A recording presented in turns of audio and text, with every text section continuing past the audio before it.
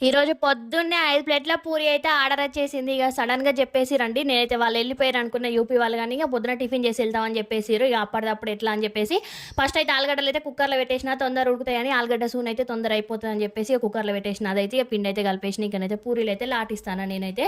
ఇక ఇటు పూరీలు లాటించుకుంటా అటైతే కుక్కర్‌లో ఆలుగడ్డలు కూడా ఉడికిపోయినాయి. ఇక కూర అయితే పొయ్యి మీద వేద్దాం, అది మసులుతది కదా అని చెప్పేసి అదైతే పొయ్యి మీద వేసేసిన. ఇక పొయ్యి మీద వేసి ఇటైతే ఇక పూరీలు కూడా కాల్చుకున్నా. కొన్ని ఫస్ట్ అయితే వేసిన, అవైతే కాల్చుకున్నా.